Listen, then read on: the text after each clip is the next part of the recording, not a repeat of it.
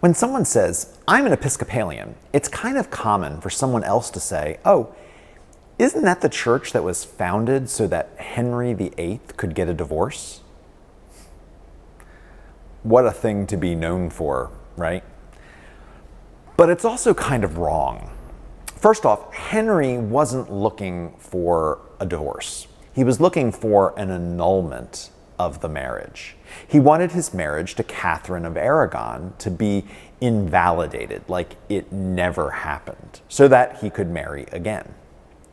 At that time, the Pope routinely handed out annulments to important people, but Catherine of Aragon's father, the King of Spain, was putting pressure on the Pope to not grant the annulment, so there were politics involved.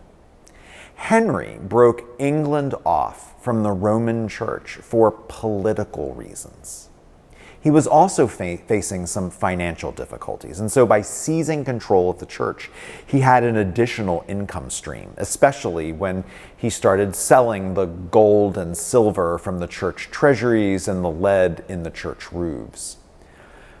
But then when Mary I, Henry's daughter, came to the throne, she reinstated Catholicism by severe means, which is why she's known as Bloody Mary. She wasn't messing around.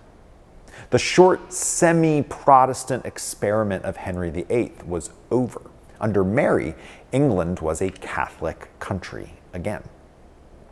It really was after Bloody Mary, when the other daughter of Henry, Elizabeth, rose to the throne, that the Church of England really had its beginning.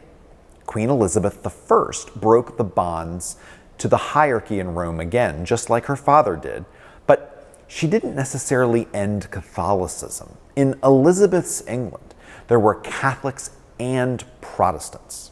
The Catholics no longer had their ties to Rome, but they were allowed to keep their Catholic worship forms and Catholic theological positions. The Protestants were able to continue to develop their own worship forms and theological positions, just as the Protestant reformers were doing on continental Europe. Elizabeth's genius was that she created a church that was broad enough to hold both positions within it. Her church wasn't Protestant or Catholic, it was both.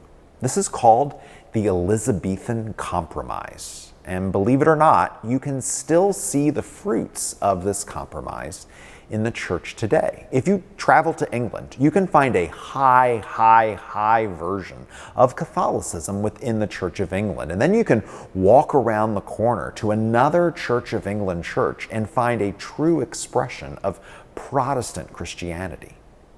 In America, the highs aren't generally as high and the lows aren't generally as low as you might find in England, but there is a real breadth within the American Episcopal Church. It's why within the heart of the Episcopal Church is a continued desire to be a via media, or a middle way.